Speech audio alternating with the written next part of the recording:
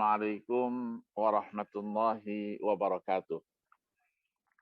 Bismillahirrahmanirrahim. Alhamdulillahi rabbil alamin. Wassalatu wassalamu ala ashrafil anbiya'i wal mursalin. Sayyidina Muhammadin wa ala alihi wa sahbihi ajma'in.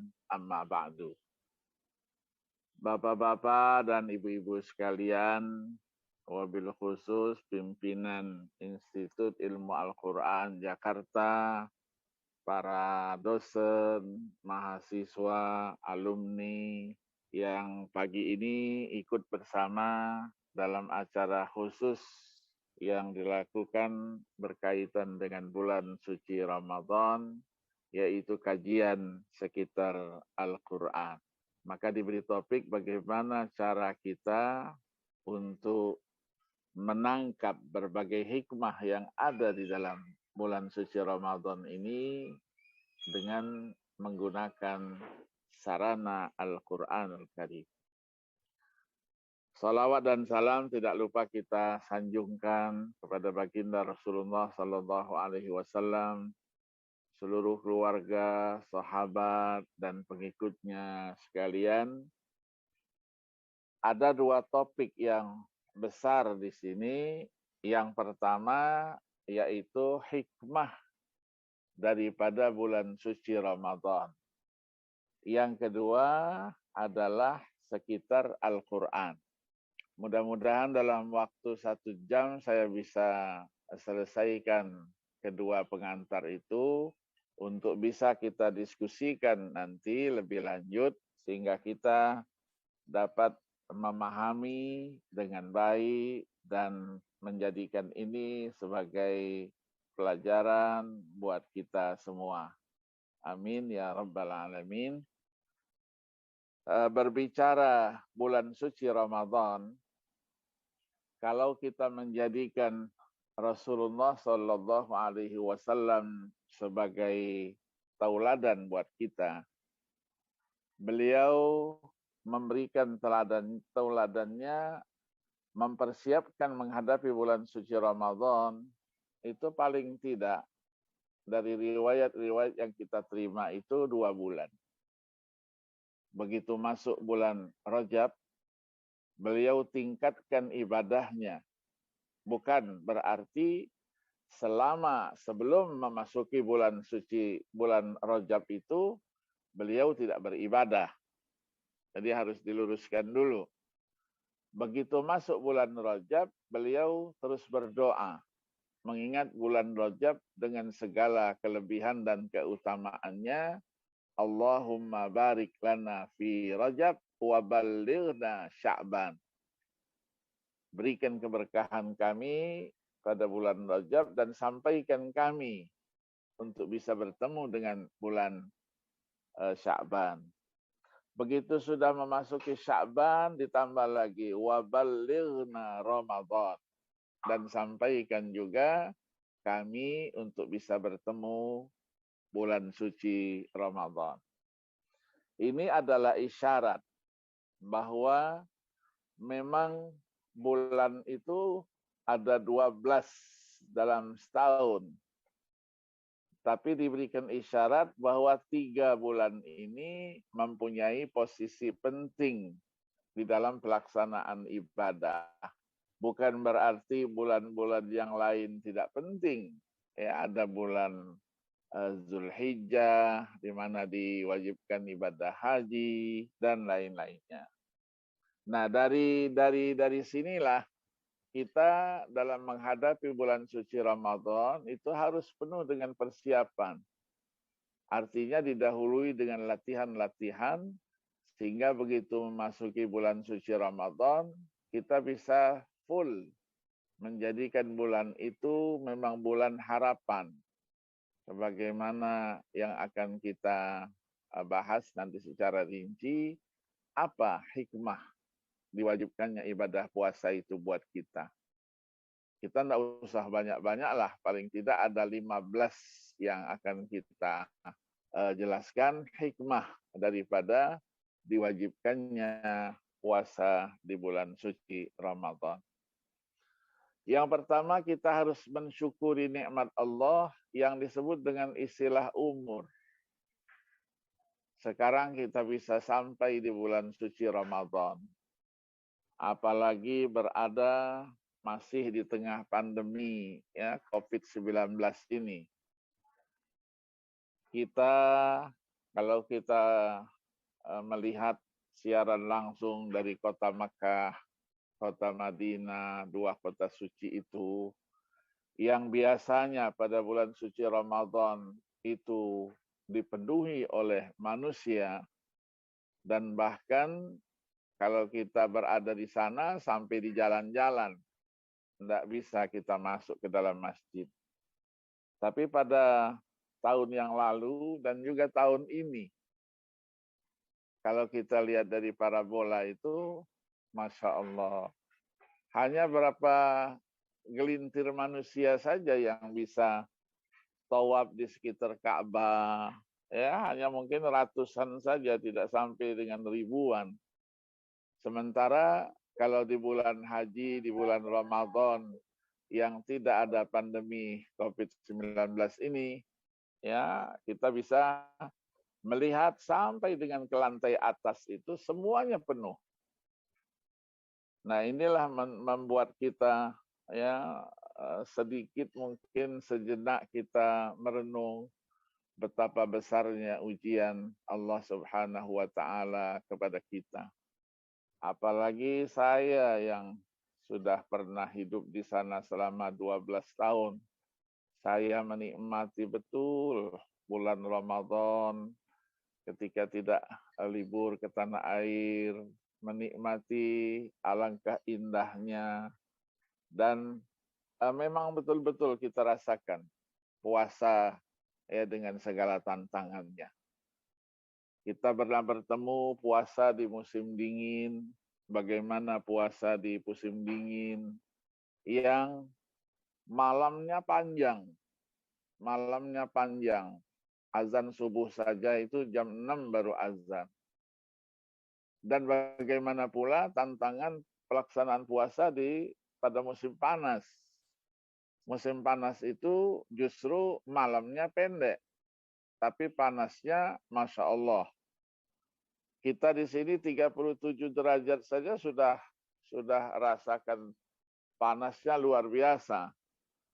Di Timur Tengah, di Saudi, negara-negara tetangga, itu bulan puasa itu terkadang sampai dengan 52 derajat. Coba kita bayangkan, kita baru berbuka nanti jam 7.10 menit baru bisa berbuka. Sementara nanti jam 3 itu sudah subuh. Jadi malamnya pendek dia. Kalau musim dingin malamnya panjang. Nah, ini mungkin satu kelebihan tersendiri ya, bagi yang melaksanakannya. Tapi dalam pelaksanaan ibadah puasa, walaupun pada musim panas, musim dingin, itu malam hari itu memang digunakan untuk qiyamul lail. Qiyamul lail dalam arti kata, kita satu malam suntuk itu penuh waktu itu untuk beribadah. Maka orang-orang yang i'tikaf itu boleh dikatakan tidak pernah surut kosong Masjid Nabawi atau Masjidil Haram. Malam itu kalau kita simpulkan, kita tidak tidur sama sekali. Di rumah juga kita mau tidur, tidak juga bisa tidur. Karena lingkungannya mungkin begitu. Sampai dengan anak-anak kecil pun tidak mau tidur dia. Dipaksa tidur, dimatikan lampu supaya digelapkan dia tidur, tidak bisa juga. Ini pengalaman saya. Jadi begitu nikmatnya. Ya di samping memang tarawih itu yang sudah mulai kita tradisikan, tarawih yang 20 rakaat dengan 1 juz Al-Quran setiap malamnya. Ini satu nikmat tersendiri. Ya, sudah ada beberapa masjid yang melaksanakan itu. Walaupun masih ada juga yang melaksanakan seperti tradisi-tradisi masa lalu. Ya, ya bacanya Al-Hakumut Takasur, Qul huwallahu ahad sampai dengan akhir. Nanti kalau sudah masuk 15 hari naik sedikit. Di rakaat pertamanya dibaca Al-Hakumut Takasur, yang keduanya dibaca Inna anzalnahu fi lailatul qadar atau sebaliknya. Inilah yang kita hadapi. Tapi bagi masjid-masjid yang sudah terbiasa juga 1 juz 1 malam, dan bahkan ya di Kediri itu ada khusus untuk perempuan. Ya, khusus perempuan. Jadi imamnya memang perempuan. Dan baca Al-Quran juga 1 juz 1 malam. Jadi tidak ada perbedaan antara laki-laki dengan perempuan. Ini pengalaman saya mencoba untuk mentradisikan itu di sebahagian masjid di Jakarta ini. Kita tawarkan, mereka paling kuat yang tidak terbiasa itu 3 malam, 4 malam, ya sudah minta supaya dikembalikan atau ayat-ayatnya itu dikorting, jangan 1 juz, setengah juz saja. Berjalan 2-3 malam, datang lagi permohonan, kembalikan seperti biasa saja Ustadz. Jadi memang kelasnya kelas Al-Hakumut Takasur dan Qul huwallahu ahad. Nah, ditambah lagi nanti ini yang menjadikan nikmat tersendiri juga, mulai malam 21, 10 hari terakhir, 10 malam terakhir, itu ada namanya tahajud. Tahajud itu dilaksanakan 6 rakaat. 6 rakaat berarti 2 rakaat. 1 kali salam, 3 kali salam. Nah, ayat yang dibaca apa? Ayat yang dibaca setiap 1 kali salam itu 1 juz. Maka malam itu disiapkan 3 orang imam bergantian. Ketika nanti tarawih malam 29 khatam 30 juz, maka yang tahajud juga malam 29 itu sudah khatam juga 30 juz. Ini mengingatkan kita, paling tidak Nabi kita Muhammad SAW, kalau pada bulan Ramadan itu murojaah, takrir, ya bersama Jibril alaihissalam itu 2 kali.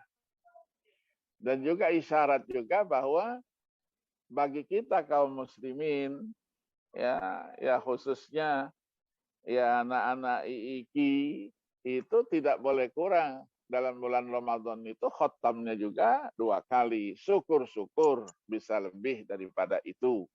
Ya, seperti yang dilakukan oleh kiai-kiai kita, ya ustadz-ustadz kita, ya beliau itu ya 1 hari kadang-kadang tidak kurang dari 5 sampai 6 juz dibacanya.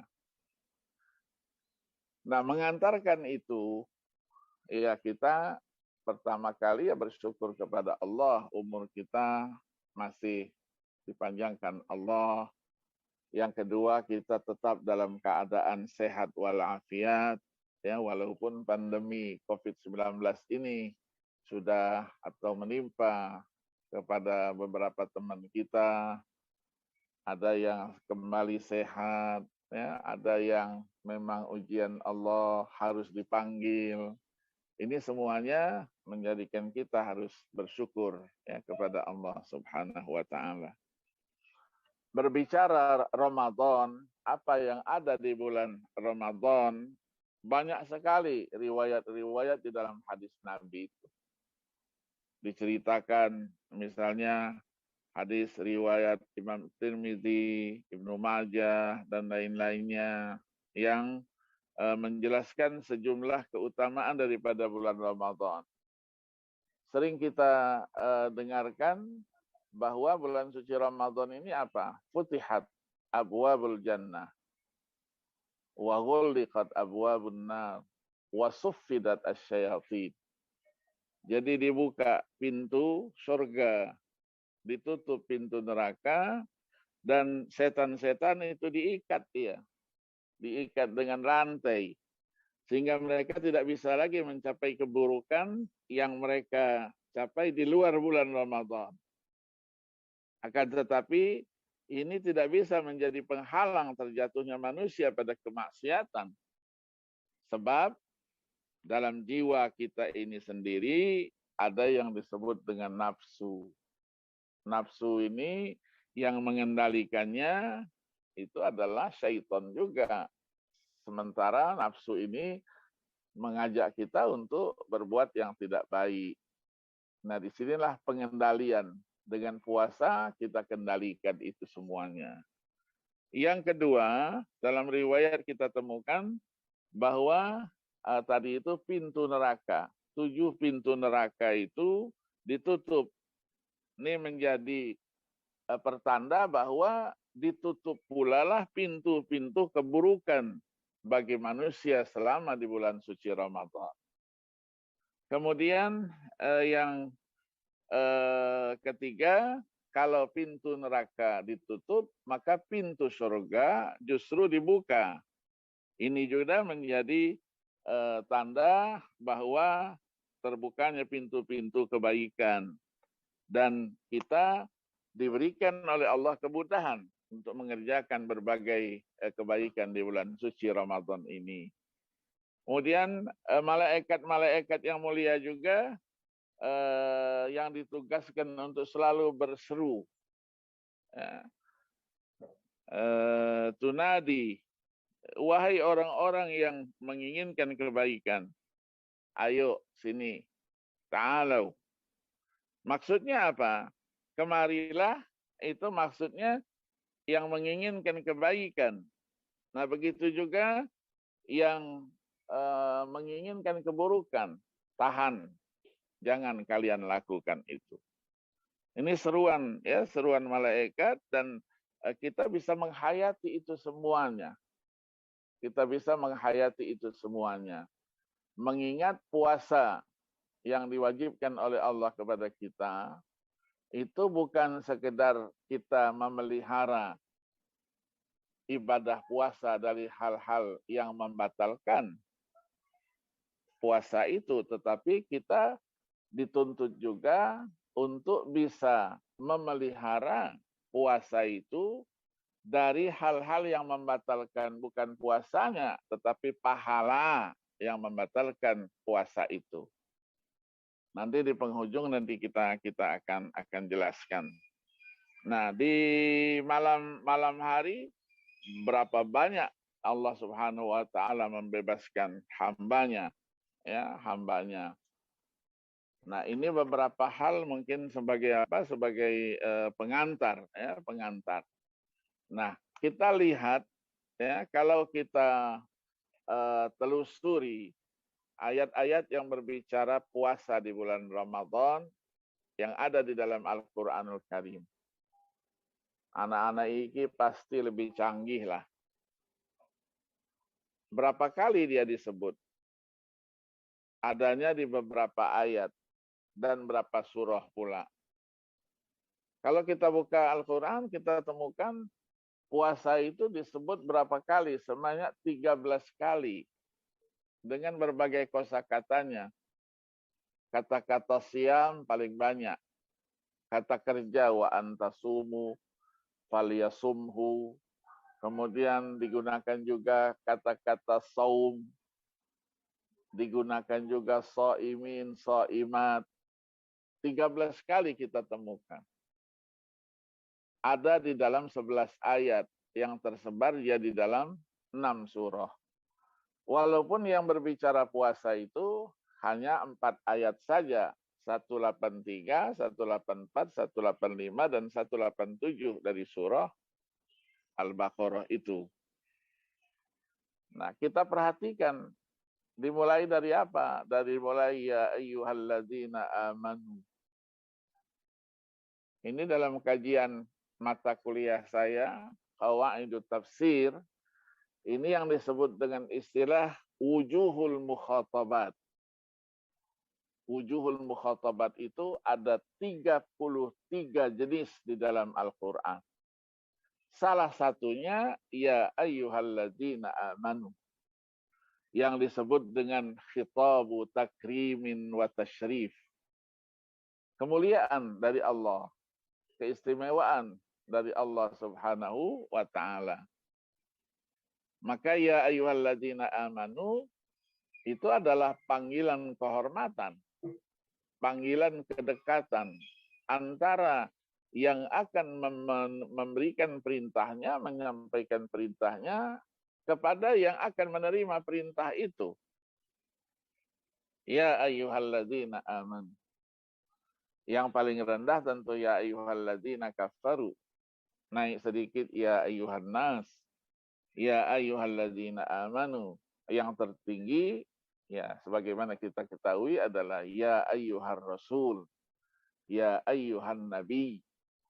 Ya, karena Allah Subhanahu wa taala tidak pernah memanggil Nabi kita Muhammad sallallahu alaihi wasallam itu dengan panggilan nama. Ya Muhammad, tidak pernah.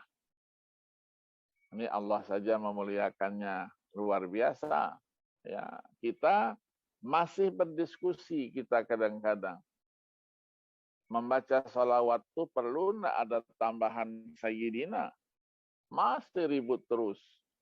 Ya, tidak pakai apa-apa. Ya, dalam sebuah puisi dikatakan wa idzallahu asna ma huwa alaihi ahluhu alaika fama miqdaru ma tamdahul wara. Jadi kalau Allah sudah begitu posisinya, terus kita bertanya, di mana posisi pujian manusia kepada junjungan Nabi besar Muhammad sallallahu alaihi wasallam itu? Ya, ini sebagai pengantarnya. Maka dicatat oleh para ulama paling tidak ada 15 hikmah daripada kewajiban daripada ibadah puasa itu. Yang pertama disebutkan oleh para ulama bahwa puasa itu adalah merupakan penyucian jiwa dan obat bagi orang-orang yang punya penyakit sombong dan congkak.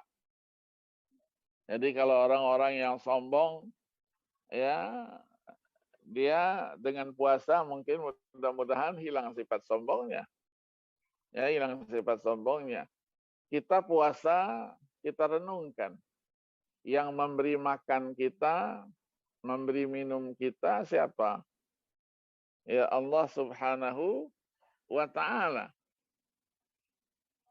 Tapi dengan ibadah puasa, putus semua itu. Putus semua itu. Tapi kita hadapi dengan apa?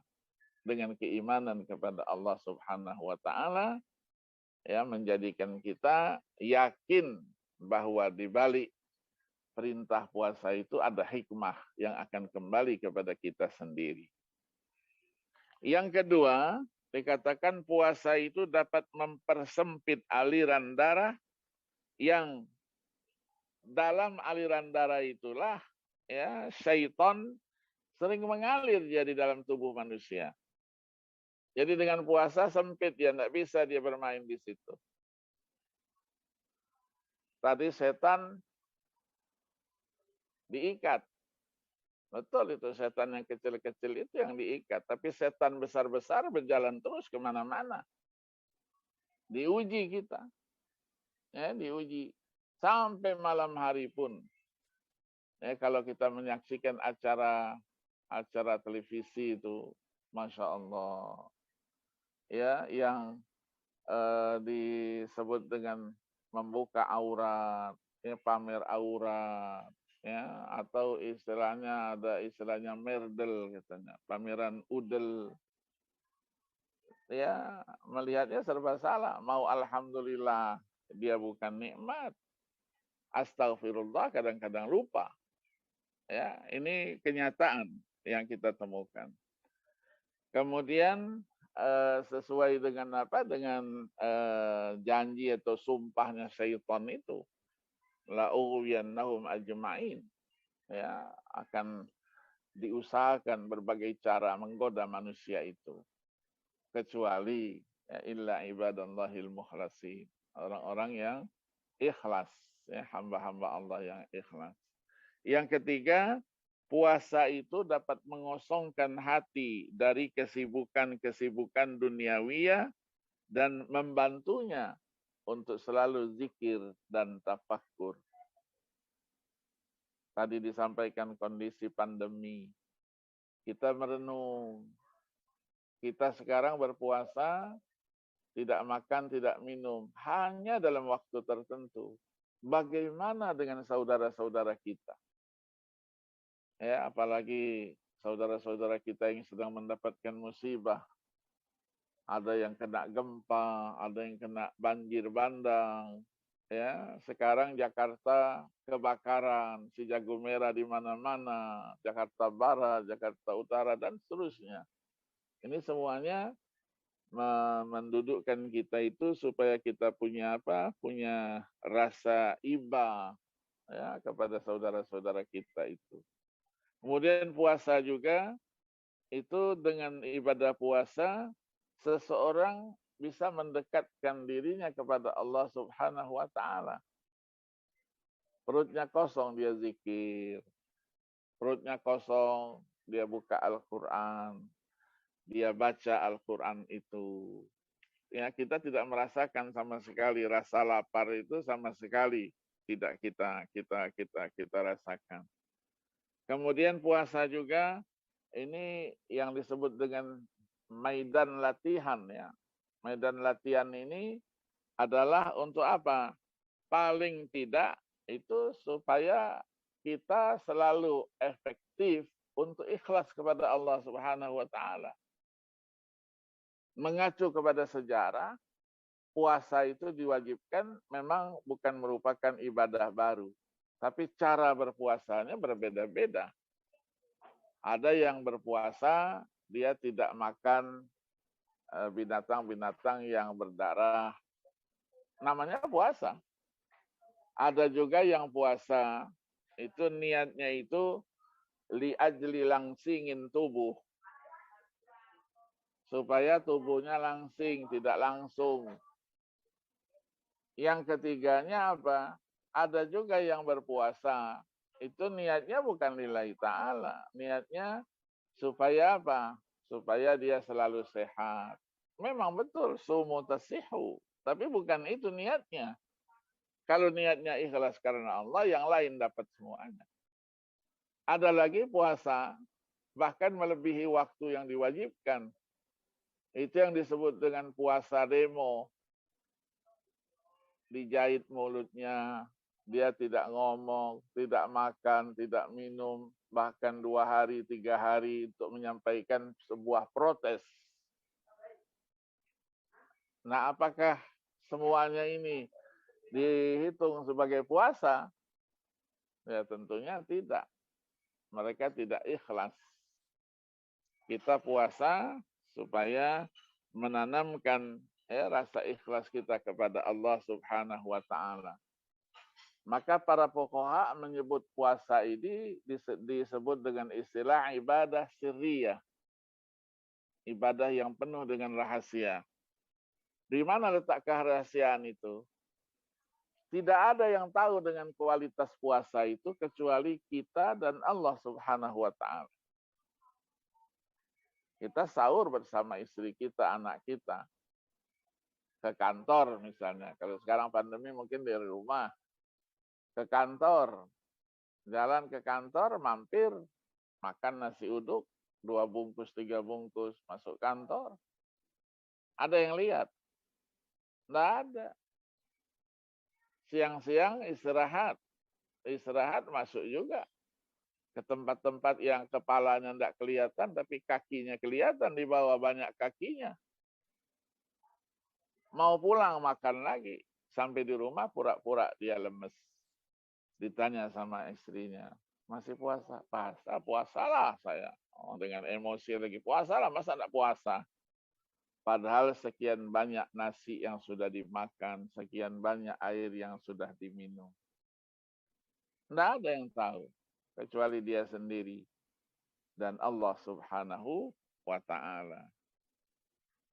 Maka dengan puasa juga, itu kita dilatih juga untuk apa? Supaya bisa menahan amarah kita.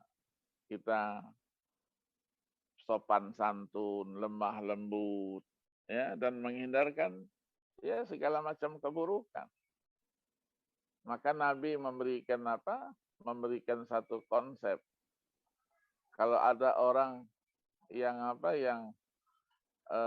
membuat kita marah, ya kita harus sampaikan, saya puasa.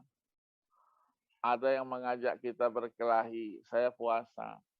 Bukan berarti nanti ketika tidak puasa, ayo berhadapan dengan saya. Ini semuanya adalah latihan. Puasa juga menunjukkan apa? Persatuan umat. Persatuan kaum muslimin.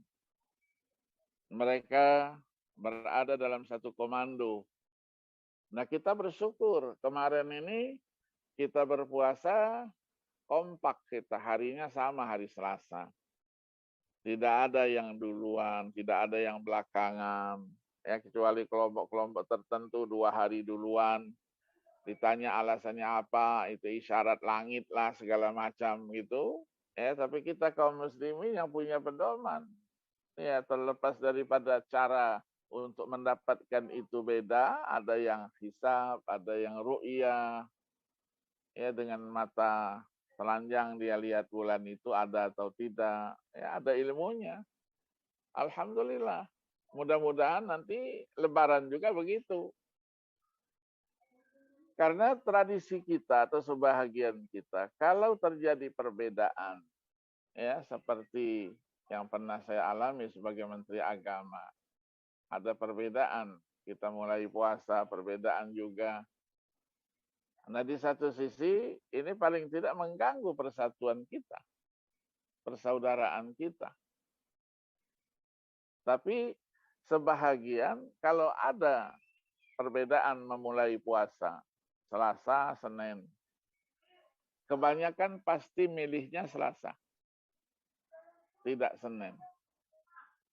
Tapi kalau ada perbedaan di dalam hari Lebaran, hari raya, ada Senin, Selasa, pasti semua milihnya Senin. Jarang yang milih yang Selasa itu. Inilah realita yang ada dalam kehidupan. Jadi bagaimana kita istilahnya takrib, ya, istilah ulama-ulama itu takrib. Bagaimana mendekatkan kedua konsep itu menjadi satu kesatuan untuk menjaga persatuan kita. Maka kita lakukan dulu itu. Ketika zaman saya dulu, kalau sudah mau menjelang Ramadan, 1 bulan sebelumnya kita kumpulkan dulu. Dari berbagai organisasi, ya pakar itu zaman saya lah, saya tuh minta supaya pakar astronomi, para astronom dari 8 itu ikut serta sama-sama kita. Menjelaskan itu, kalau memang terjadi perbedaan, nah ini sebab perbedaannya.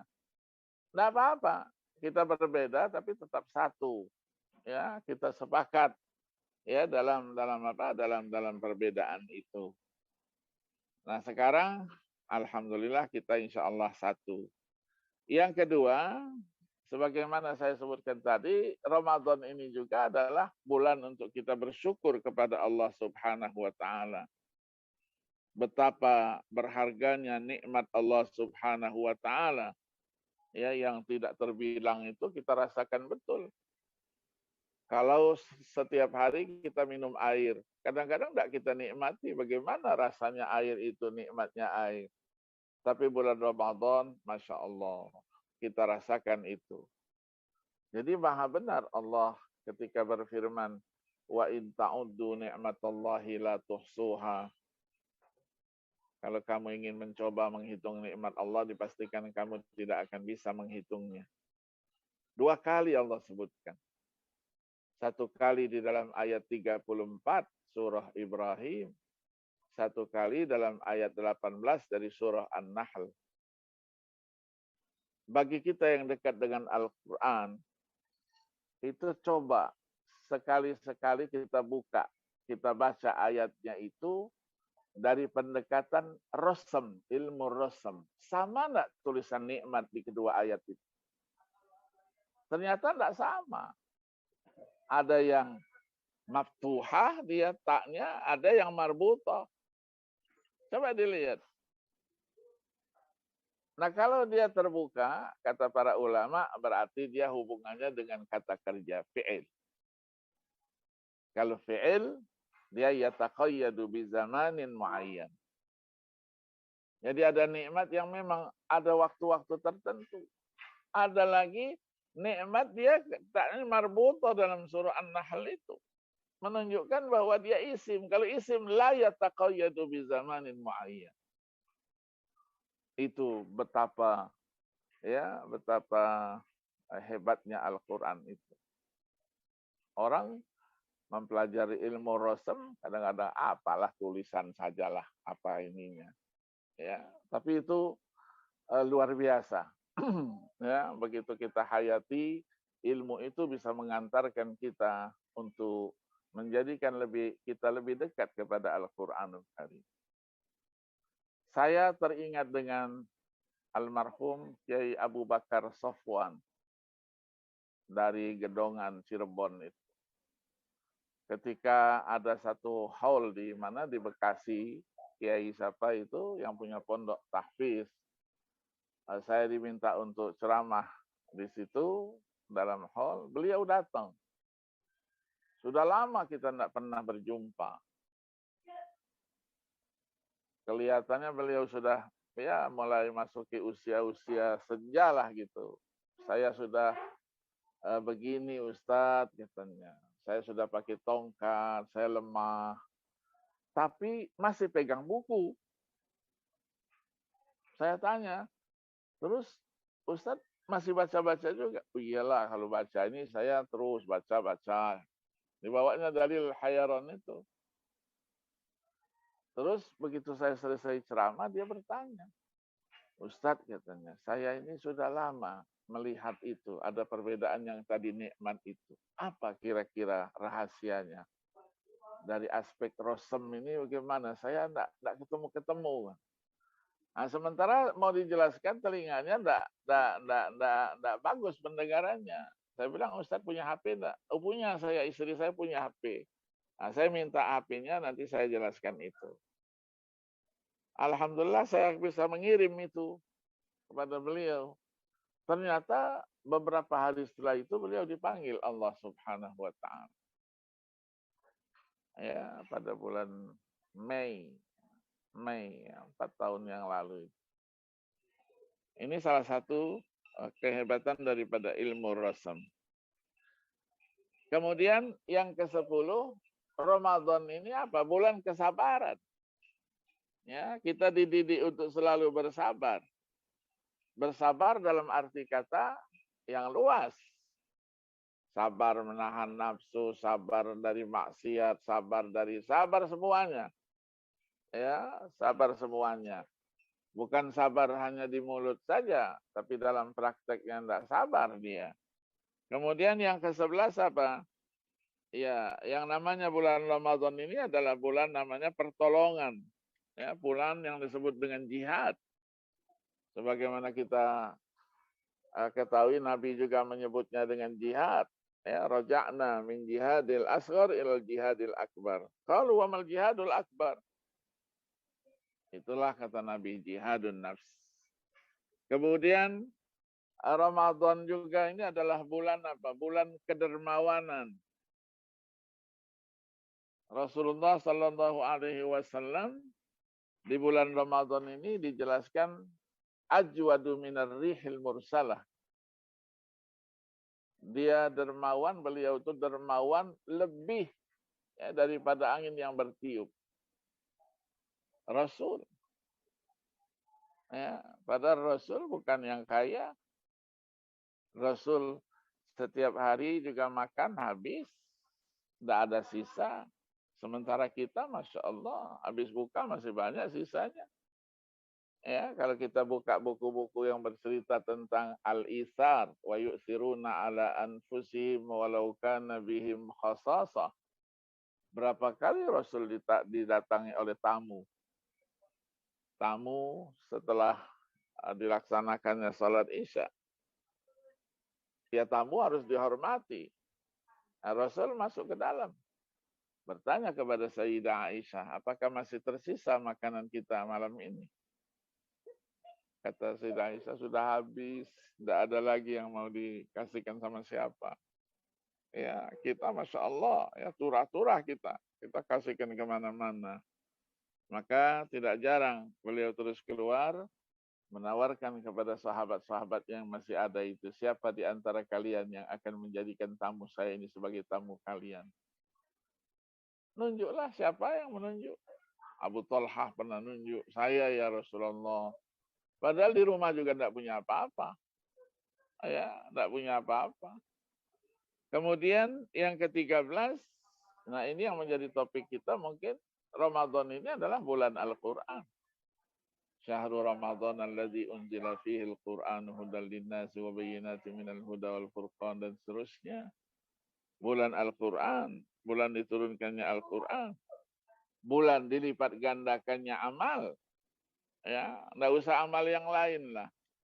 Amal membaca Al-Quran saja. Membaca Al-Quran saja sudah luar biasa. Ya, sudah luar biasa. Nabi pernah bersabda, la aqulu alif lam mim harfun. Aku tidak mengatakan bahwa alif lam mim itu adalah satu huruf. Tapi alifnya, wa innamal alifu harfun, wal lamu harfun, wal mimu harfun. Jadi alifnya satu, lamnya satu, mimnya satu. Likulli harfin hasanah. Setiap satu huruf, satu kebaikan. Wal hasanatu bi'ashri amsalihha ila 700 dha'f. Satu kebaikan dilipat gandakan menjadi 10, 100, sampai dengan 700. Dan lebih daripada itu. Nah, kita banyak membaca Al-Quran, kita dapat membaca Al-Quran sehari 1 juz. Coba dihitung berapa banyak huruf yang kita baca. Berapa banyak huruf yang kita baca. Ya, karena huruf Al-Quran itu banyak sekali. Kalau Ismail Al-Faruqi dia katakan huruf Al-Quran itu ada 323.716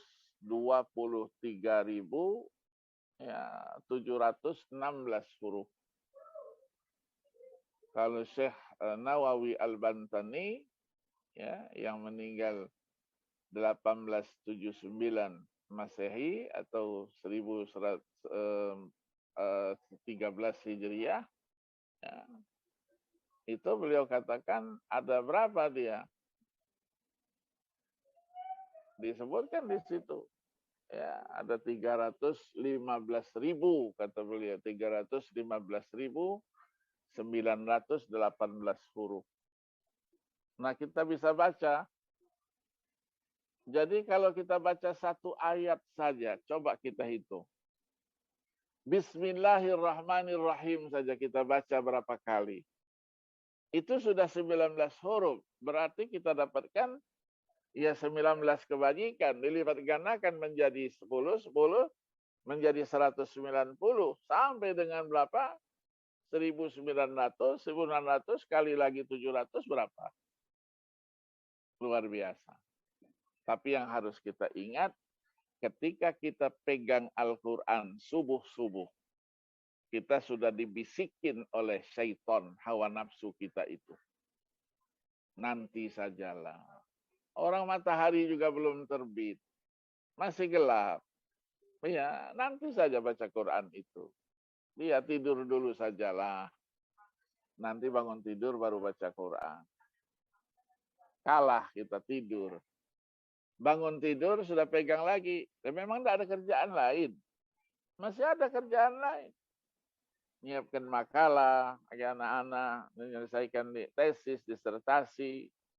Iya, udahlah nanti saja. Siang-siang saja nanti masih banyak. Siang juga kalah lagi sampai dengan malam hari. Ya, kita ketemu lagi dengan buka puasa, sudah sibuk lagi, perutnya sudah lapar, membaca Quran, sudah apa gitu, itulah ujian. Nah, tidak diragukan lagi bahwa puasa ini juga, itu hikmahnya terhadap kesehatan luar biasa. Sehingga dokter juga untuk melakukan diagnosa berbagai penyakit, ya dokter perintahkan puasa dulu. Ya, periksa darah saja harus puasa dulu. Dibedakan antara darah yang diperiksa itu sebelum kita makan, ketika kita berpuasa, dengan ketika sudah kita makan dan minum. Ini beberapa hal mungkin yang berkaitan dengan apa? Dengan puasa itu. Apa hikmahnya? Paling tidak ada 15 hikmah di balik perintah ibadah puasa itu. Nah, ketika kita kaitkan Al-Quran, karena bulan Ramadan ini adalah bulan diturunkannya Al-Quran, bagaimana itu semuanya? Kalau kita membaca Al-Quran, itu berarti kita kan berkomunikasi dengan Allah Subhanahu wa Ta'ala. Berkomunikasi dengan pencipta kita, yang menciptakan kita, yang menjadikan kita dulu tidak ada menjadi ada, Allah Subhanahu wa Ta'ala. Rasulullah sallallahu alaihi wasallam sabdakan, "Man arada ayyatakallama ma'allah falyaqra'il Qur'an." Siapa yang mau berkomunikasi dengan Allah, maka bacalah Al-Qur'an itu.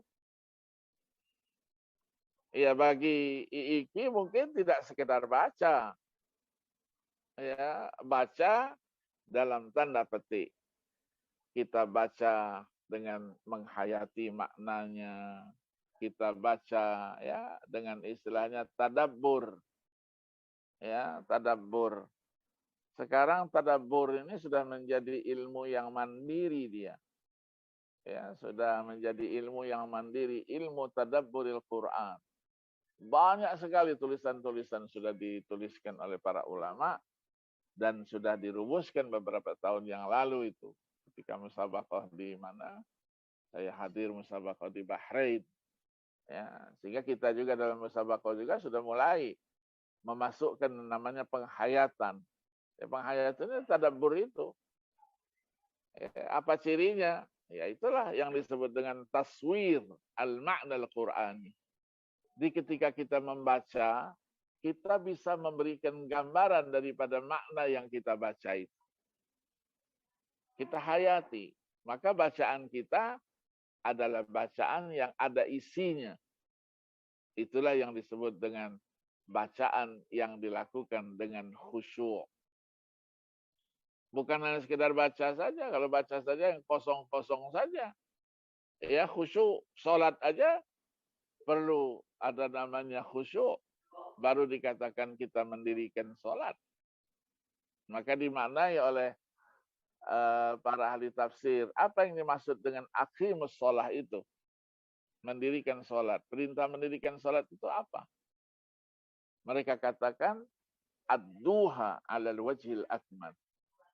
Tunaikan salat itu sesempurna mungkin. Nah, kalau kita bertanya sesempurna mungkin itu apa yang harus dipenuhi?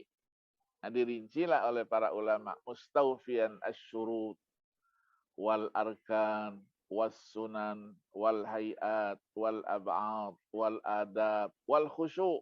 Baru dikatakan orang itu salat. Ya, salat. Nah, sebagian teman-teman kita bulan Ramadan ini masih saja berdebat. Salat tarawih itu 20 apa 8. Ya, tidak pernah diangkat ke permukaan salat tarawih yang 36 rakaat menurut Imam Malik rahimahullah. Karena tarawih itu artinya santai, tarwihah. Santai. Orang-orang di Mekah ya 4 kali salam, tawaf dulu. Sudah tawaf, lanjut lagi. Nah, di Madinah tidak ada Ka'bah. Maka kata Imam Malik, kita harus ganti itu dengan rakaat. Maka diganti. Satu kali mereka tawaf, diganti oleh Imam Malik itu 4 rakaat. Kalau 4 kali tawaf, berarti 16. Maka ditambahlah 20 rakaat, ditambah 16 menjadi 36 rakaat. Kalau kita sampaikan, inilah pendapat Imam Malik. Ya, ini namanya keinginan untuk beribadah. Jadi di Mekah ada Ka'bah, di Madinah tidak ada Ka'bah, ganti. Saking ya tingginya minat untuk beribadah kepada Allah Subhanahu wa Ta'ala. Memang Rasulullah lakukan 8 rakaat. Betul. Riwayatnya ada dan semuanya sahih. Bagaimana caranya? 4-4-2-2. Ada riwayatnya semua. Ada yang pilih 4 1 kali salam. Ada yang 2 rakaat 1 kali salam. Witir berapa witir? Memang terpendeknya 3 rakaat. Terbanyaknya 11 rakaat. Bagaimana caranya kalau saya melakukan 3? Apakah langsung 3 atau 2-1? Silakan. Itu namanya afdaliyahnya saja. Apakah al-qat'u al-waslu? Ya, al-faslu atau al-waslu? Kalau al-waslu berarti nyambung. Al-faslu pisah dia. Nah, kalau pisah berarti 2-1. Kalau al-waslu langsung saja dia 3. Tidak ada masalah. Kita tidak perlu mempermasalahkan itu. Ya, yang penting kita lakukan itu dengan kualitas. Dengan kualitas. Memang banyak remaja-remaja kalau sudah mulai malam pertama, malam kedua, cari ke sana kemari. Dicari apa? Dicari mana masjid yang paling pendek, paling cepat sholat tarawihnya. Itu yang dicari, bukan yang paling panjang. Bukan yang paling panjang. Ya. Maka kita dipiralkan juga sholat tarawih yang paling cepat di dunia itu. Bukan di Indonesia, di dunia. Berapa menit cuman? 8 menit. Ya, 8 menit 10 detik berapa gitu. 23 rakaat. Terus yang dibaca apa? Ya, kalau umur-umur seperti kita ini, umur 70 tahun, 80 tahun ikut sholat tarawih seperti itu, insya Allah selesai sholat tarawih, itu semua engsel-engsel kaki diri semuanya lepas. Yakin. Ya, tidak ada khusyuknya sama sekali. Katanya itulah yang mentradisi sudah 100 tahun. Ya betul, orf, ya betul. Tapi orf itu kan ada yang sahih, ada yang fasid. Ketika beberapa tahun yang lalu saya kebetulan berada di Jordan bulan Ramadan, ada puasa musabaqah internasional, berapa ulama dari berbagai negara menjadi dewan hakim, saya dapat kiriman juga tarawih itu. Sedang istirahat saya tunjukkan sama masyaikh. Ini lihat nih, apa ini? Apa itu? Salat apa-apa? Nah, saya jelaskan, inilah katanya asra'ut tarawih fid dunia. Tarawih tercepat di dunia. Ya, tarawih tercepat di dunia. Ya, dia bilang Masya Allah, ya apa ini? Live, main-main atau bagaimana? Saya bilang inilah tradisi. Di mana itu? Di Indonesia. Ya, ini kita temukan sekarang. Bukan kita bertanding cepat. Betul kita Rasulullah itu 8 rakaat. Tapi yang dibaca itu apa? Yang dibaca itu apa? Ya, yang dibacanya apa? Rakaat pertama dibacanya suratul Baqarah, Ali Imran, terus. Ya, 8 rakaat itu paling tidak 10 juz. Nah, kita baca apa? Yang terpendek saja. Inna a'tainakal kautsar, qul huwallahu ahad, qul huwal falaq, qul huwal binnas. Ya, ini. Jadi kita menjadikan apa? Menjadikan bulan puasa yang diturunkannya Al-Qur'an itu, ya kita jadikanlah Al-Qur'an itu bahagian yang tidak terpisahkan dari kehidupan kita. Maka bagi kita kaum muslimin, Al-Qur'an itu adalah segala-galanya. Segala-galanya. Al-Qur'an. Karena Al-Qur'an apa? Pedoman hidup dan kehidupan kita. Jadi kalau kita telusuri ayat-ayat yang menceritakan jati dirinya Al-Quran itu, Masya Allah. Ya, hudal lil muttaqin, hudal linnas wa bayyinatin minal huda wal furqan, qad ja'akum burhanun min rabbikum anzalna ilaikum nuran mubina, qad ja'akum minallahi nurun wa kitabun mubin yahdi bihi man ittaba'a ridwanahu subhanas salam wa yakhruju minadh dhulumati ilan nur bi'izni wa yahdihim ila siratal mustaqim. Ya ayyuhan nas qad ja'atkum mau'izatun min rabbikum wa shifaa'un lima fis sudur hudan wa rahmatul lil mu'minin. Inna hadzal Qur'an yahdi lillati hiya aqwam dan seterusnya. Wa nunazzilu minal Qur'an qad ja'akumul haqqu min rabbikum dan seterusnya. Allah perkenalkan kita. Nah, tapi banyak orang yang tidak kenal dengan Al-Quran itu. Maka selalu saya sampaikan, bagi mereka yang mengaku sebagai seorang muslim, seorang muslimah, ya dengan dibuatnya metode-metode cepat baca, cepat tulis, dan bahkan cepat terjemah oleh putra-putra terbaik bangsa ini, ya, untuk tahsinnya dan seterusnya, ya, seperti yang ditulis oleh siapa? Al-Maisuro, ya, apa? Ustaz Patoni, itu tidak ada alasan untuk tidak bisa membaca Al-Quran. Karena membaca Al-Quran, untuk bisa baca dan mengenal huruf Al-Quran, tidak perlu lama-lama. Tidak perlu lama-lama, ada metode yang menawarkan hanya 4 jam saja. Sudah bisa baca. Karena Al-Quran itu apa? Mukjizat. Mukjizat itu artinya punya keistimewaan yang tidak ada keistimewaan di tempat yang lain. Maka dimudahkan membacanya, dimudahkan mempelajarinya, dan bahkan dimudahkan untuk menghafalnya. Ya, jadi sekarang ini tidak perlu lagi ngapal lama-lama 3 tahun, 4 tahun, tidak perlu. Hanya beberapa bulan saja, bila perlu 1 bulan, 40 hari, 2 bulan, sudah hafal Al-Quran 30 juz. Bukan juz 30. 30 juz. Beda itu. 30 juz dengan juz 30. Ya, ini. Jadi bagaimana kita menjadikan bulan Ramadan yang di dalamnya adalah bulan diturunkannya Al-Quran, menjadikan sesuatu, kita memahami apa di balik kewajiban ibadah puasa itu dengan menjadikan Al-Quran sebagai sarana yang tidak bisa kita pisahkan dalam kehidupan kita sehari-hari. Al-Quran bagi kita adalah segala-galanya. Al-Quran bagi kita adalah sesuatu yang harus dekat dan mendarah daging di dalam tubuh kita sebagai seorang yang beriman.